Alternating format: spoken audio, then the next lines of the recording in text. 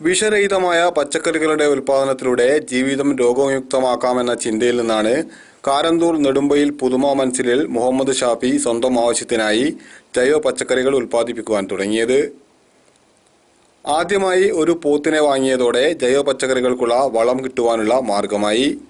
ഇന്ന് ഷാഫിയുടെ പറമ്പിൽ തഴച്ചു വളരുന്നത് വെണ്ടയും പാവലും ചേനയും ചീരയും മത്തനും വാഴയും കോവയ്ക്കയുമെല്ലാമാണ്. ഒട്ടുമാവുകൾ ഉണ്ടാക്കുന്നതിലാണ് ഷാഫിയുടെ മറ്റു പരീക്ഷണം. ഇതോടൊപ്പം കോഴികളെയും അലങ്കാര മത്സ്യങ്ങളെയും ഷാഫി അരുമയായി വളർത്തുന്നുണ്ട്.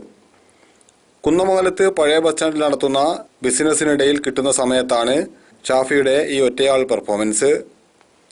ചക്കയും മാങ്ങയും കപ്പയും ചാമ്പയുമെല്ലാം ഈ മണ്ണിൽ തഴച്ചു വളരുന്നത് ജൈവ രീതിയിൽ തന്നെയാണ്.